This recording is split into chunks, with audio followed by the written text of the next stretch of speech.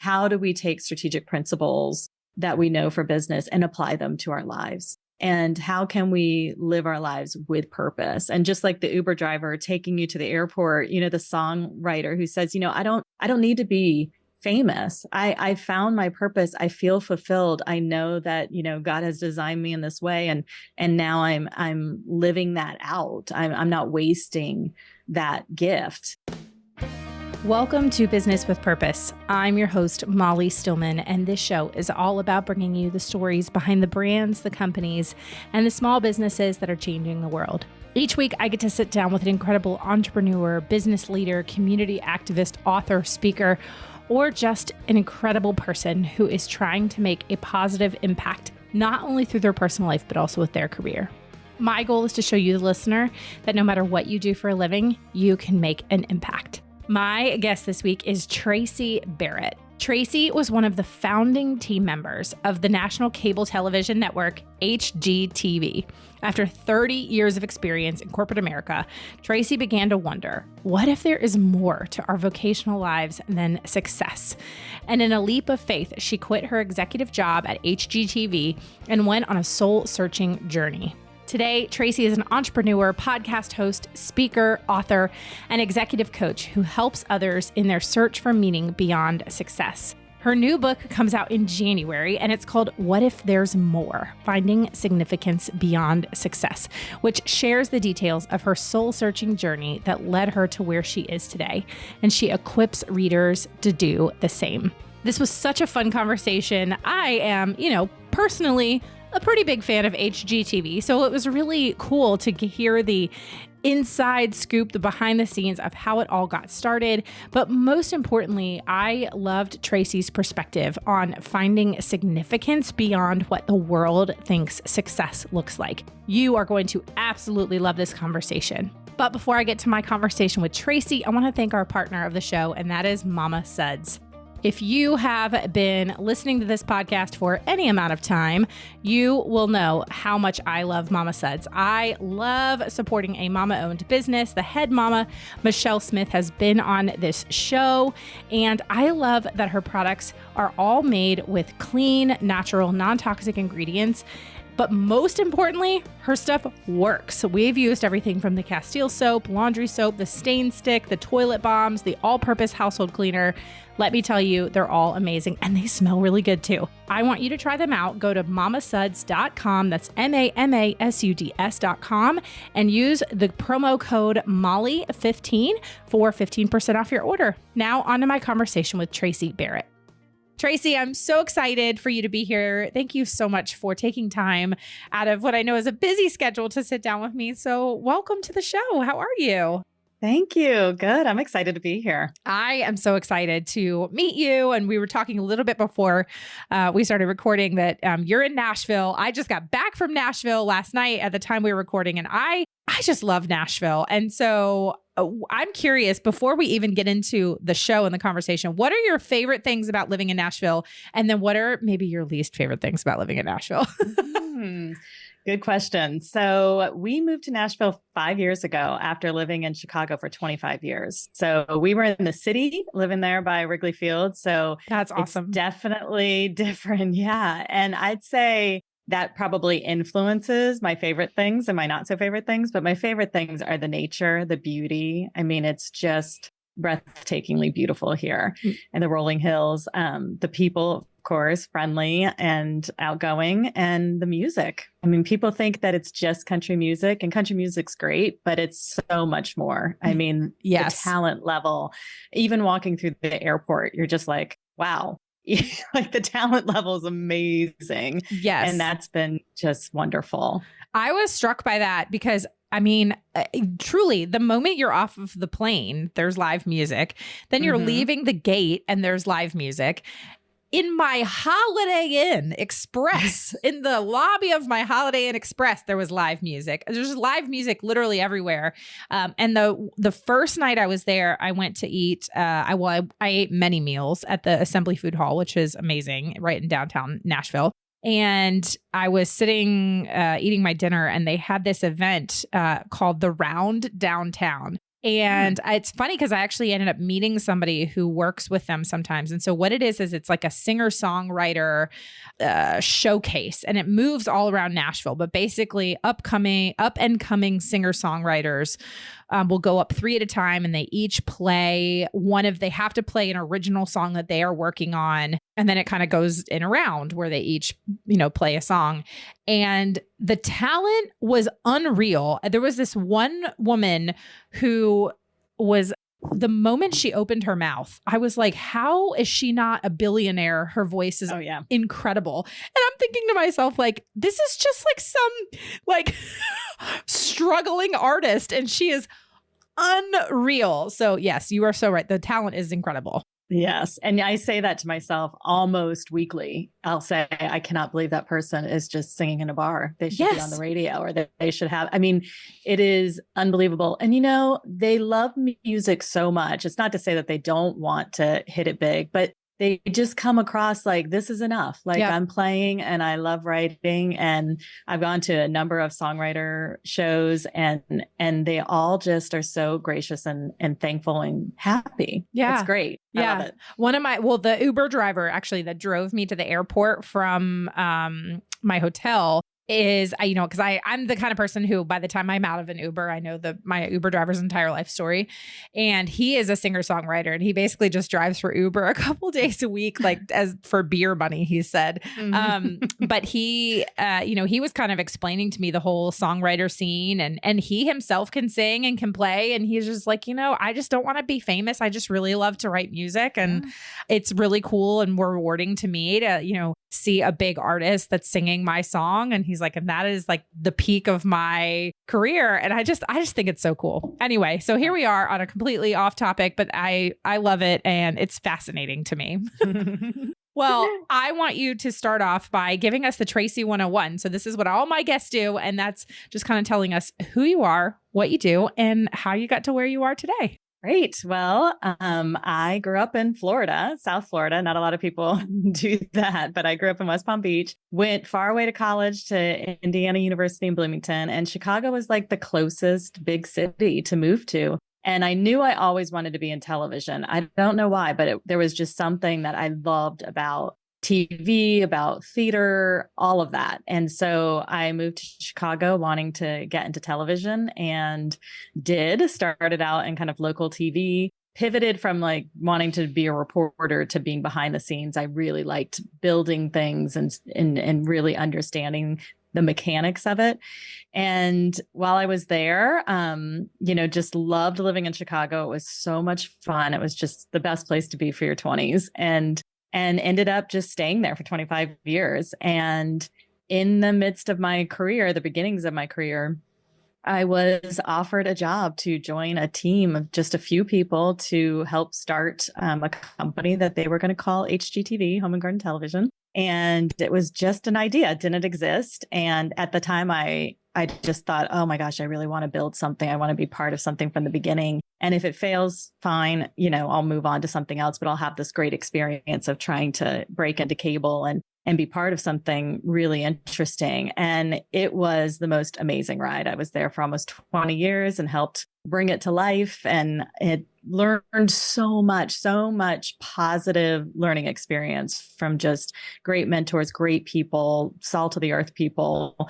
And it was an amazing career. And then in mid-career, midlife, made a shift and left, which was, to the bewilderment of all of my bosses. I just kind of woke up and was ready, asking myself what more is out there, and pivoted and started another company called Navigate the Journey, which is where I'm at now. I'm president of that company, which I started with my husband, which is a whole nother story. Starting a company with your husband.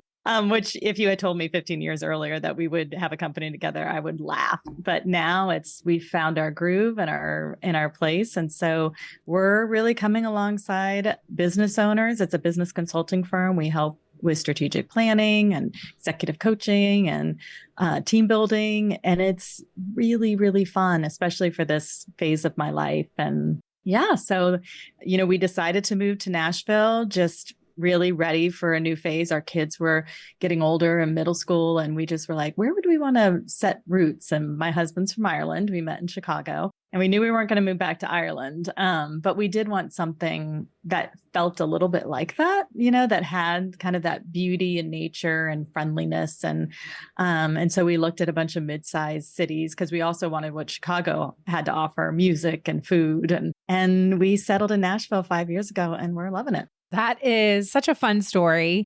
And I love just the journey that you guys have been on. I mean, it's a little ironic considering your business is called Navigate the Journey. But so let's go back in time because let's just be honest, I'm in my late 30s and I am a mother and I live on a farm and I, like most women in their late 30s, love some HGTV. Let's just be honest. And it's funny because I never really had watched HGTV until I had my daughter. And I was a new mom. I was recovering from a C-section and I was on the couch all day, because I couldn't really get up and move yet. And I was nursing all day. And so I discovered HGTV and I would just watch HGTV all day, and Island Hunters was my jam. These people who just go and buy islands. And I was like, what is happening? Who look at Craig and Cindy who have a art studio and are suddenly have enough money to buy an island. I don't understand. Yep. Anyway, so I love it. And so I am so fascinated about your involvement in the start of it and how does that even come about? And, how did you even, just get asked to be a part of a group of people to start a cable network? I have so many logistical questions. So Traci, take us back to that time. What was life like for you? How did you get involved in that? Break it down for us. Well, it was 1994, so that's a pretty long time ago. Yeah. And good year. That's the year Forrest Gump came out. A random fact. I don't know why I know that, but I do. Wow. It's also the year that the OJ trial, the OJ chase. That I do remember. Yeah. Yes. Yep. I remember that. And I really, cable was kind of this, which is so hard to believe, but cable was kind of like our version of the internet now. It was like this up and coming entity. We had grown up with 3 channels, broadcast channels, and all of a sudden the universe was opening up to, expand cable television. Right. And there were cable networks that existed and were successful, like the Turner networks, like CNN and TBS and the Discovery Channel. And those networks were really thriving and growing. But then there were these launches. And what a lot of people don't know is behind the scenes that there were tons of cable networks that tried to launch and failed. So for example, HGTV launched with, I think, about 24 other cable networks that year, and only 2 survived. HGTV and the History Channel. So wow. It was people that were in television or radio that came up with ideas for a cable network. And the founder and CEO of HGTV was working at EW Scripps at the time in Cincinnati, was the head of the radio division. They were selling off the radio division. And so he knew he was going to be out of a job or shifted somewhere. And so he had come up with this idea, I want to start a cable network that's all home and garden, Martha Stewart meets Bob Vila type of programming. And I'm going to go pitch it to some print magazines and see if they might fund it. And on his way out the door, he told his boss that he was going to do this. And his boss was like, whoa, wait, I think that Scripps would like to get into the cable industry. And so let's pitch it to the higher ups and see if we can't get some funding. And he did get some funding and ended up buying a studio to try to, start to develop programming, because there were very little programming at the time. And, there was Martha Stewart and Bob Vila, but we couldn't afford Martha Stewart and Bob Vila. So we needed to kind of create our own programming. And so ended up buying a studio called Cinetel Studios in Knoxville, Tennessee, and based the headquarters there, which is a very odd and unusual place to base a television cable network headquarters. But it was a great place to start a company when you don't have tons and tons of money, right? And you're not being launched by a huge media conglomerate. So launched in Knoxville, and then, people just started outreaching to the major cities. So at the time, we started a little office in New York, of course, to be close to advertising and media contacts, and then one in Chicago. So there were only 3 offices, Knoxville, New York, and Chicago, when we launched. And part of my role and the reason I fell into it is I was interviewing at other cable networks because I really wanted to get into cable, and they didn't have job openings, but somebody just kind of nonchalantly said, I did hear about this network that's starting. Would you be interested in like joining a network that doesn't exist yet? And I was like, yep.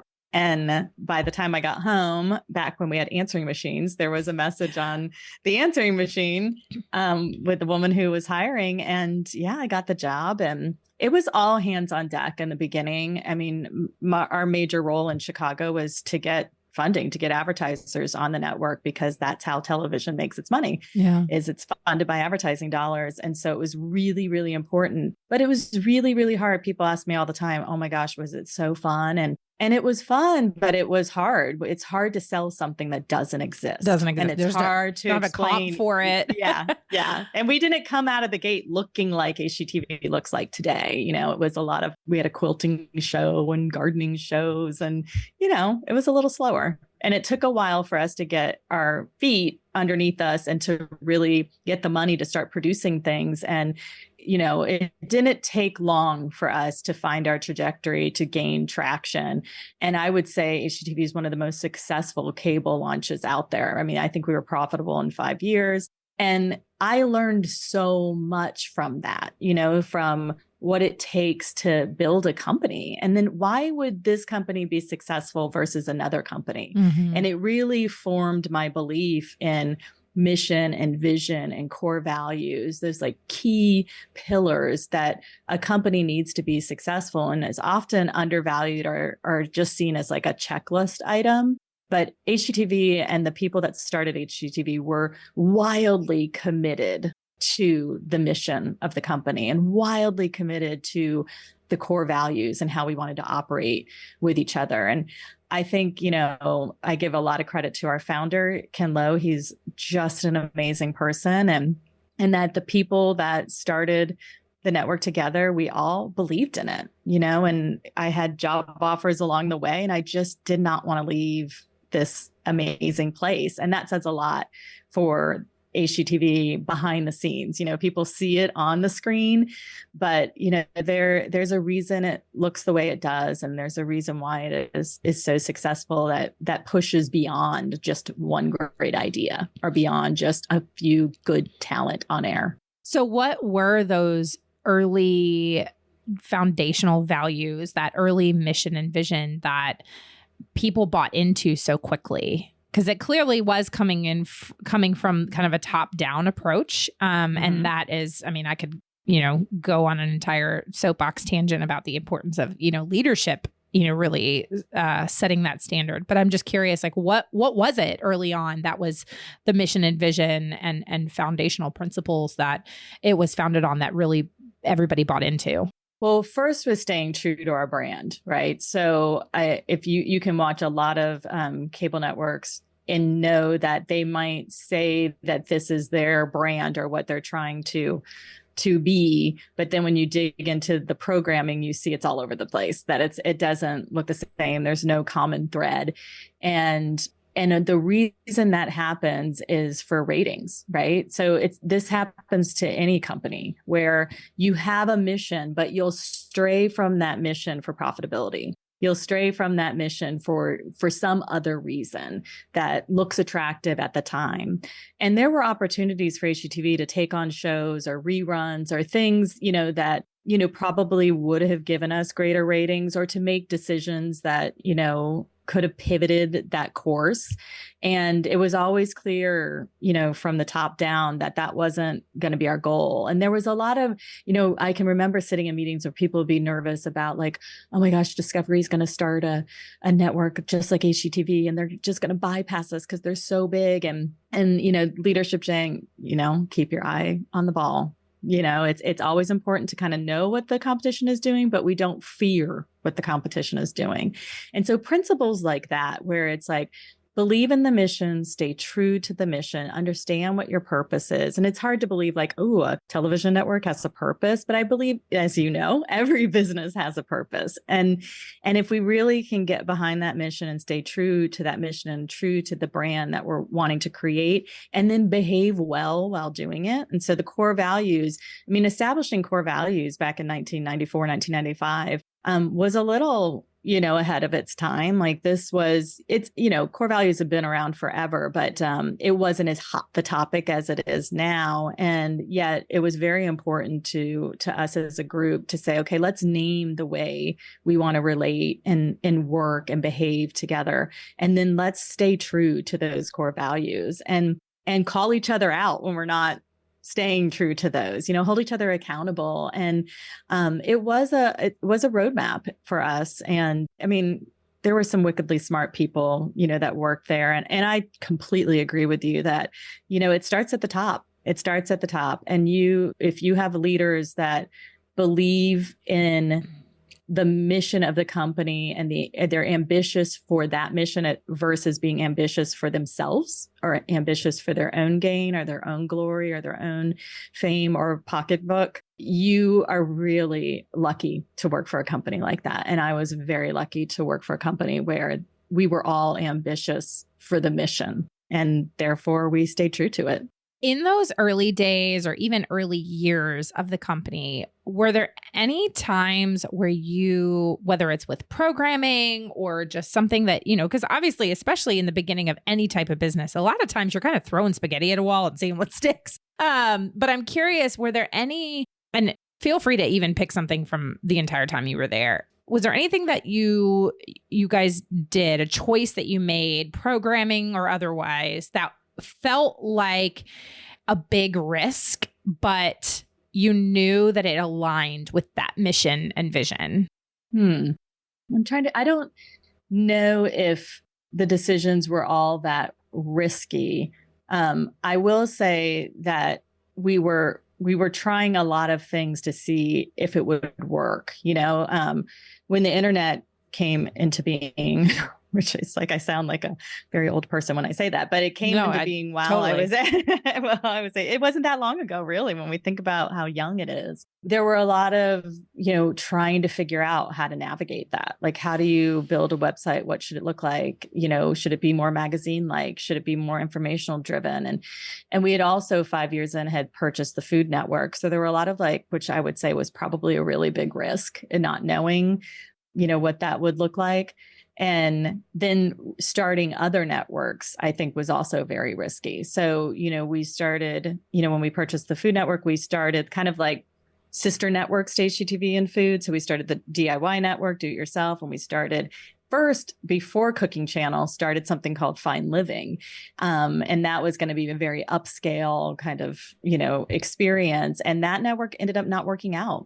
But I think we learned a lot about, why it didn't, and really that people would accept a more kind of DIY or a more like gritty version, how-to version of the kind of mother networks. And so we ended up switching Fine Living to Cooking Channel, which, went really well. So I think, for us, probably from a programming standpoint, a pivot point was House Hunters. I can remember that being and feeling like a pivot point. This was going to be a different type of show. It was going to take people on an experience, and really that pivoted our ratings story as well. That ended up being a huge rating success, put us on the map in many different ways. And I would say was a turning point for the network. Yeah. I mean, like I said, I watched a lot of House Hunters International, Island Hunters. I'm just telling you. Hunting it all. We were hunting it all.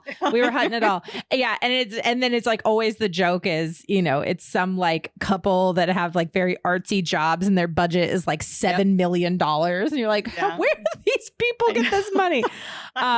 It is always fascinating to me. Well, because I just personally love stories of pivots, of risks, of figuring out, what works and what doesn't, and acknowledging those things, like you were saying, like the Fine Living, it's Fine Living. That was what it was. Mm-hmm. Yes, the Fine Living channel, like, thinking, oh, this could be something that's really going to hit a point for people, or a need area, and it didn't work, and that's okay. And you learn from it. And I'm a mom of young kids, and one of the conversations that I have with my kids just about every day is you live, you learn, and you make mistakes. And sometimes you win and sometimes you learn. And what do you do with those times where you do something that doesn't work, or you do something that quote unquote fails? But we don't see it as a failure. We see it more as an opportunity for growth. And I think so many of the best lessons that we learn in business and in life come out of those seasons and those moments of what, almost the world would see as failure, but actually were just, learning pieces. Right. So you had this successful, incredible career working for, one of the top cable networks. There's not a red-blooded American that has not heard of HGTV. You know what I mean? It's just like you had this amazing career and you left it. And it was a big deal. And everybody was shocked when you left this career.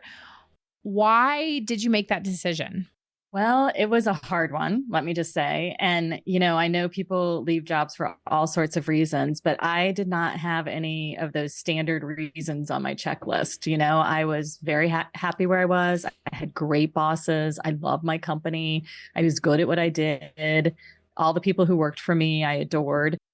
So it was a little confusing, I think, for a lot of people because I wasn't disgruntled and I wasn't, pushed out or any of those things. But I had reached this point, and I'm sure you can appreciate having young kids where, I had been there for almost 20 years. I had 2 young daughters, a very full life. My husband had a very busy job and felt like I was pulled in a million different directions. And I think one of the things that was so kind of ironic looking back at it was, I kind of grew up with this mentality that women could have it all. Women can have it all. Women can have it all. And that those who went before me kind of had fought to break the glass ceiling. And here I was sitting in an executive role at a big media company. And that's unusual for a woman and a mom and all of these things. And even though I quote unquote had it all, I didn't feel content or happy. I felt restless. I felt pulled in a million different directions. I felt like nobody was getting the best piece of me and super fragmented. And I realized that I didn't really have it all. I was doing it all. I was trying to be it all. And I just felt like I needed a break. And I had all these questions like, who am I outside of HGTV? I know, who I am intrinsically, but like what, and I know, and I believe that every human has been uniquely designed and uniquely created. And just as unique as our fingerprint is on the outside, there is the unique fingerprint of us on the inside. And when you kind of check all the proverbial boxes, of life, you go through all these predetermined mile markers. Eventually you do wake up and you think, well, where are all the rest of the mile markers? The only one that was lying ahead of me was like retirement. And even that is very fuzzy nowadays. And so I was like, well, what do I want to do? Do I want to stay in media for the rest of my life? Is there something else that I wanted to do? I had early in my career at nights and weekends, I got my master's in professional psychology because, we didn't have a lot of management training at the time. And so I thought that would help me. And so I had this degree and all these, thoughts. And so I left. I just said, I need to take a break. First, I need to take a big nap and sleep. And I need to stop traveling because I was traveling a ton for work. And I didn't feel like it was natural to be on a plane all the time when my children were on the ground. And I just, looked for resources to help me wrestle through these big questions, didn't really see them. And so I thought, I'm going to go home and I'm going to do a little soul searching. And I know if, I want to come back one day, maybe I can, but maybe there's more to me. Maybe there's more out there for me. And it was scary, it's just like we were just talking about in business and taking that leap. And if you really want to have that entrepreneurial spirit, you can't be completely risk averse. You need to be able to risk. And if you fail, you fail. And to me, this felt like a huge risk. And I knew I'd feel naked without my identity that was my business identity. But I think I was ready to kind of strip those things away and say, okay, well, who are you really? And what do you really want? And what do you want your life to look like moving forward? And, so I took a break and got to spend some beautiful time with my children and hang out and figure it out. Yeah. And you landed on starting a company with your husband, which again wasn't probably on your life bingo card. And you are somebody who is now using so many of the gifts that you received and the skills that you gained, in your year. And I don't even want to say corporate America, because I feel like that's like not a great characterization of what you actually did as corporate America. But, for the purposes of this, we'll say corporate America, the time in your career that you're now able to take those skills and use them to help other leaders, other business owners, other entrepreneurs be able to build mission-driven, purpose-driven businesses. And how did you land on that? How did you get to where, because I know that wasn't what you'd initially even thought that you were going to do. And so how did you kind of get from point A to point B on that? Yeah, it was just like you said, completely organic. I just had executives that were, still at HGTV, Scripps Networks, or other media executives that I knew.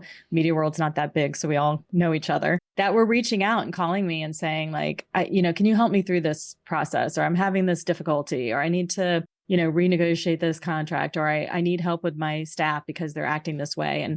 And so I started just kind of coaching them through these, issues and processes. And one of my colleagues, our ex-colleagues, had said to me, you really should do this for a living. Like, you should be charging me right now because I keep calling you and you keep walking me through this and helping me process and connecting the dots. And I was like, oh, well, that's interesting. And so, I talked to my husband about it. He's like, that's perfect. You take all these years, decades of experience that you have in the corporate world, but then also your master's degree in psychology and merge those together. And so I kind of just sort of hung up the shingle and started doing it. And then he was doing strategic planning, and he just said, maybe we could do this together. Maybe we can create a company that really shows up for companies, really comes alongside entrepreneurs and business owners and helps them to make sure they're running their company well, like from an operational standpoint, and they're reaching their goals and they're reaching profitability and all of that.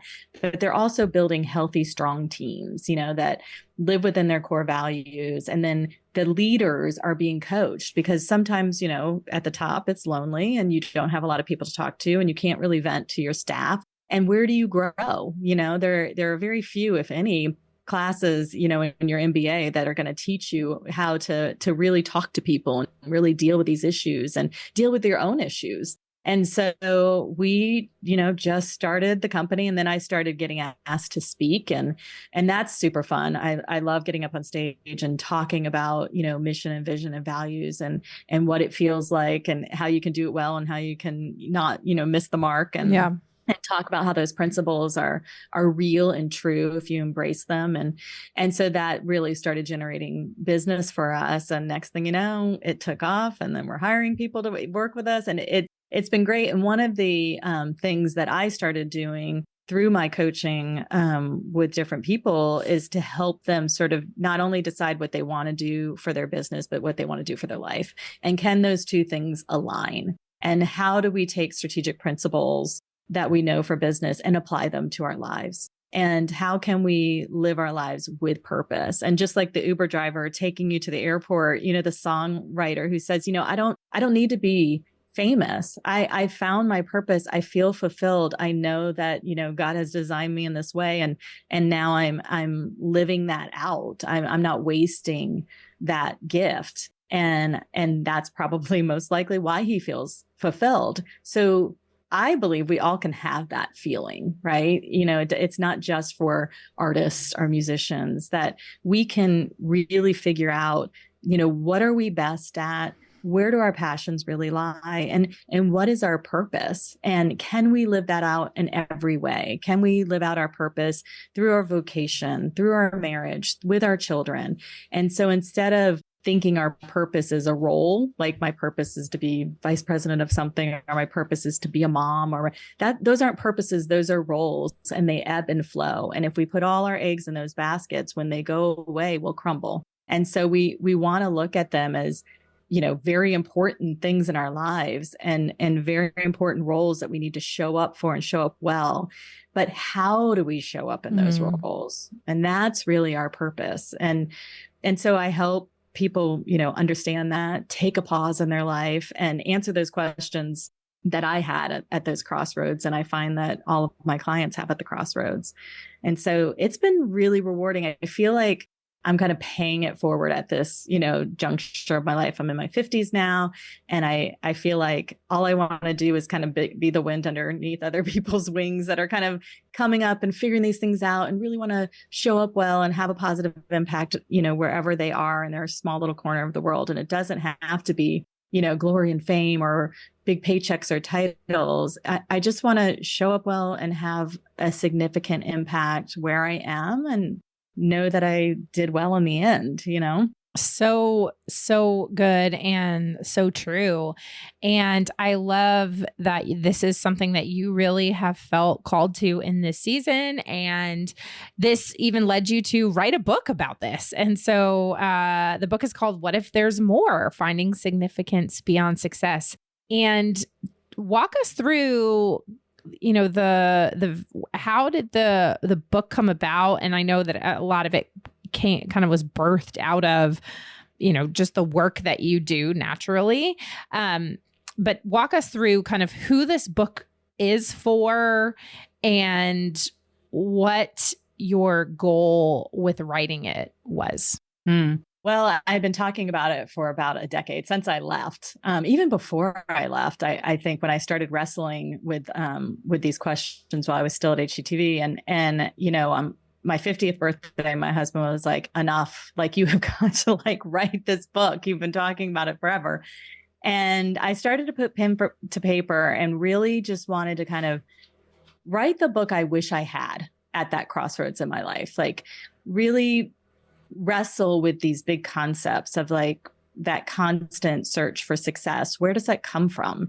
And, what are we sort of taught as children, and then growing up and kind of in a society that's, based on meritocracy and really achievement focused and perfectionism and all of these things that we wrestle with, and how can we pivot from that mindset to a mindset of significance? And then how do we answer these big questions for ourselves? What's the framework for answering questions like, how did I get to where I am? Why do I exist? Where should I be headed?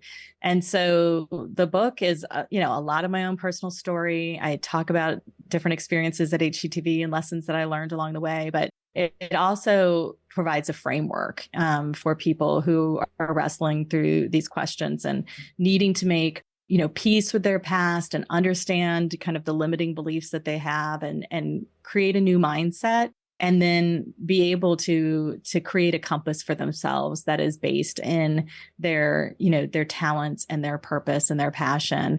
And, I also take them through how to create that vision for the rest of their lives, and to kind of get off that hamster wheel that I was on of feeling like you have to do it all and be it all and all of these things, but instead get off that and really understand that there's more to you that the world wants to see, and you were uniquely designed for something specific and great. And how can we tap into that? And so hopefully the book, provides that framework for people and takes them on a journey with me along the way. So I'm super excited about it. I love how it turned out.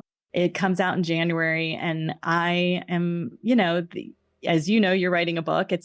Takes a lot of effort and a lot of time and a lot of energy. And it took 2 years for me to write it. And, all of that. And it's a labor of love, but I'm excited. And I hope even if it just impacts a few people and helps them answer these questions for themselves and gives them the courage to kind of lean a little bit more into who they are, I'll be happy. So, well, I already know that it's going to impact way more than just a few people. So I am curious, just in the work that you've done, and even as you were writing the book, gleaning from your experience in the business that you've run, give me an example, or can you think of kind of a case study of somebody that you've come across that you've worked with who was really kind of struggling in this area and was just kind of almost like a Israelite lost in the wilderness and looking for some guidance.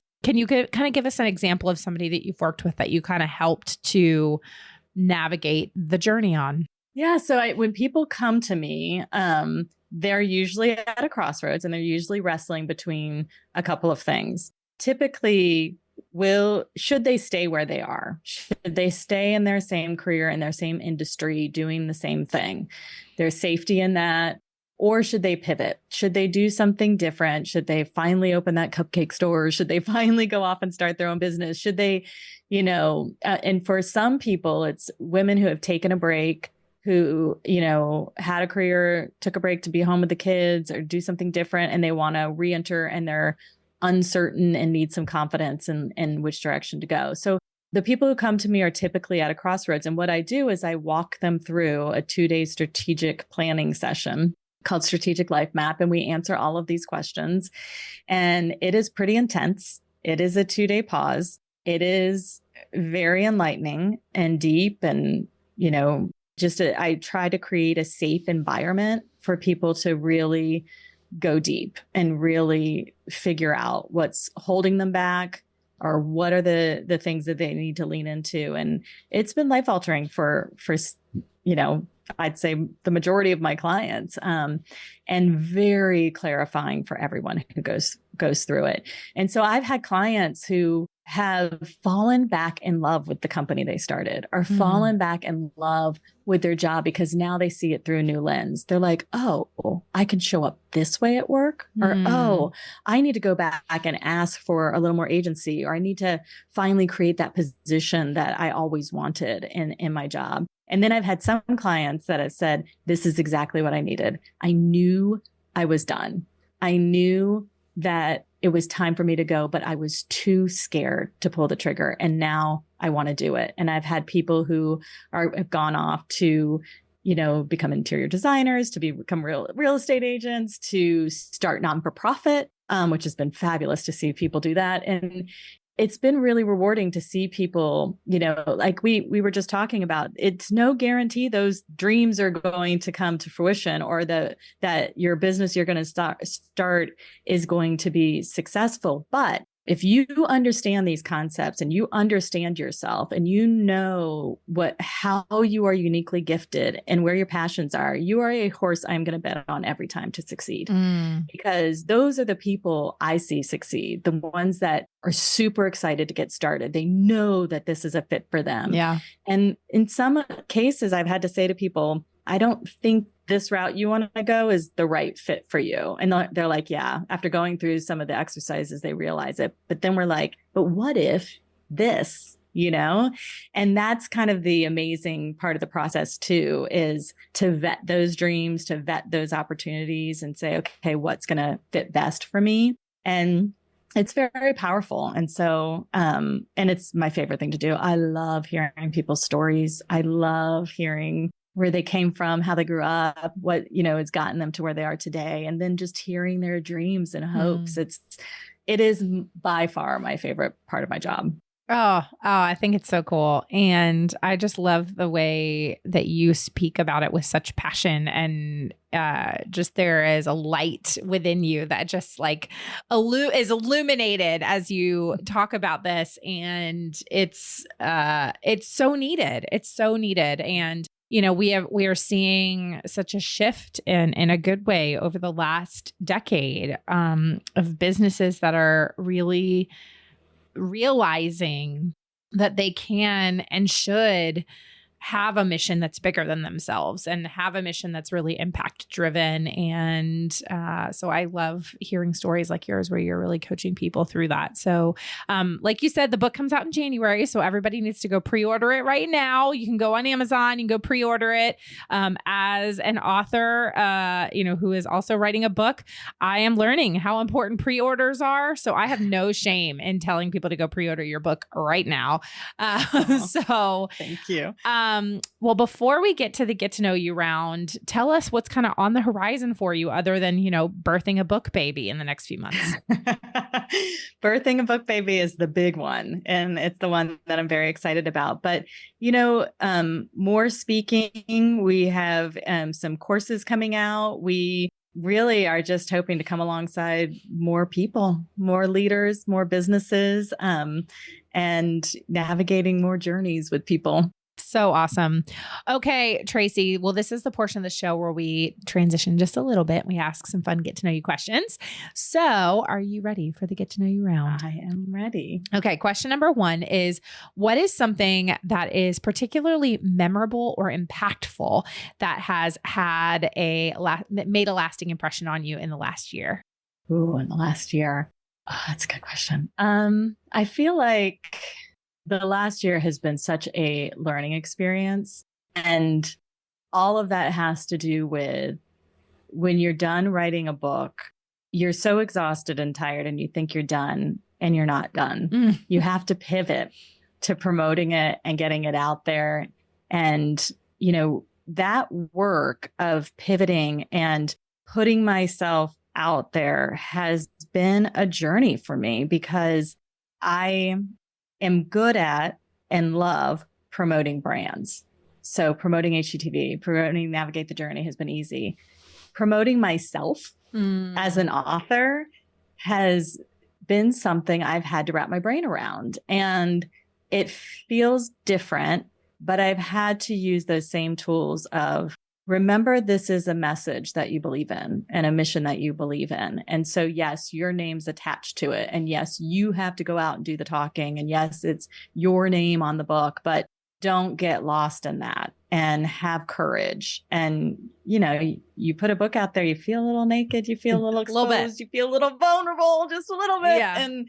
And that has been, I have never experienced anything like I have this past year. And this pivot and this new way of putting something out into the world. And boy, I don't think I'll forget this time in my life anytime soon. That's so good. Okay. Question number 2 is, what is something that I would never guess about you? Oh, well, I don't know. You probably wouldn't guess this, but I sing. I love to sing. I've been singing since I was 6 years old on stage, and I trained in voice at Indiana University for 4 years and sang in a band in Chicago for about a decade. And yeah, I love to sing. I haven't gotten to do it as much as I used to. So I helped lead worship at church, and when we were in Chicago for years. And so since moving to Nashville, I haven't really, oddly, I've moved to Music City and I haven't sang at all. I know. I was going to say, well, it's so funny because I also sing. And so, and I lead worship on the worship team at my church. So look at us. We could start a band if we were in the same city. We could. Yeah. You need to go do one of those open mic nights. I mean, you do live in Nashville. I know, but it's a little intimidating. It is. Yeah, it is. But so that's a little kind of unknown secret, I guess, or a little facet of my life, especially now that I live here and starting over and making new friends. They don't really know that portion of my life, but that leads perfectly into the next question I was going to ask you. And that question is, what song do you have to sing along with the moment you hear it? Ooh, well, okay. This just popped into my head, and it's probably but seeing, we're close to the holidays. I was driving my youngest daughter home from school yesterday, and she was like, "It's time for Christmas music." I'm like, "It is?" And she's like, "Yes." And she plugged in her phone, and the first song she played was a Mariah Carey, "All I Want for Christmas Is You." I mean, at the top of my lungs. We were just belting it out. And there is nothing I could do to not sing. Yeah. So there you go, people. Play it all through the holidays. It's the best. 100%. 100%. Okay. I don't know if you can answer this question because it may be, depending on how long you've been gone from HGTV. I don't know if you signed some sort of like NDA non-compete. I'm just curious. Do you have a favorite HGTV show that you watch or have watched, or you're like, no, I was in that realm for way too long and can't possibly? Well, I love HGTV. I still watch it. I still, I love me some Renovation Island. I love the Property Brothers. I love the Property Brothers mainly because in real life, they are truly the nicest people. Aww. And so it's always warm and fuzzy to watch them because they're just great. So I like it all. I mean, I will turn it on and get sucked in just with the best of them. I really do. Island Same Hunters. With just kidding. I know. Although Same with I don't even think I've seen Island Hunters on in a long time. So anyway. You're making me want to go back and watch. I know. Anyway, it's like the most random, but I just have such vivid memories of breastfeeding my daughter, watching Island Hunters, and my husband coming in and being like, what are these people doing? And I'd be like, I don't know. Okay. But somehow buying an island. But Claudette here is really trying to negotiate a good deal on this island, in the Maldives or whatever. Anyway, it's crazy. Anyway, I love it. Okay. And then my last question is the question I ask all my guests. And that is, Traci, what does it mean to you to run a business with purpose? Oh, it means to really put your mission, your people, your clients, before you, and to really stay true to that positive impact you want to have, and don't waver for the money or waver for the status or anything. Stay true to that mission and believe in it, and everything else will fall into place. So good. Well, Traci, it has been an absolute pleasure to have you here. Thank you so much for being with us, and thank you for the work you're putting out into the world. Well, thank you. I've loved it. Thanks. I just had the best conversation with Traci. She is so encouraging. I hope you loved this conversation as well. Be sure to tune in next week where my guest is Robert Craig of Robert Craig Films. He is a Christian filmmaker, and it was really fun getting to talk with him and hearing all about the projects that he's doing. And he comes from a background in, wait for it, gutter guards. So how did a guy who started a gutter guard company end up in Christian filmmaking? You will want to hear that conversation. But I want to know what you loved about this episode, or if there was something that you learned, let me know on social media. You can find me at Still Being Molly or at Business with Purpose Podcast, wherever you get your podcasts. And be sure to click follow or subscribe on whatever podcast platform you listen to make sure you never miss a new episode of the show. And if you have made it this far, I have some pretty exciting news for you that I'm going to be teasing over the next 2 months. But this podcast is getting a rebrand. Yep, it's getting an overhaul. Don't worry if you are already subscribed and you're like, no, don't go away. Don't worry, I'm not starting a new podcast, but this podcast is getting a little bit of an overhaul. It's getting a makeover. I've been doing it for over 6 years now, and it's time. And so that is going to be coming after the first of the year, but I'm going to be kind of dropping some hints on what is to come in the next couple of months. So be sure to be on the lookout for that. But if you want to make sure that you don't miss anything, and that you are still subscribed to the podcast when it launches with the new brand, make sure you're clicking that subscribe or follow button. Thank you so much for listening. Thank you to the team at Third Wheel Media for producing this show. I could not do it without them. And as always, go do something good with purpose on purpose.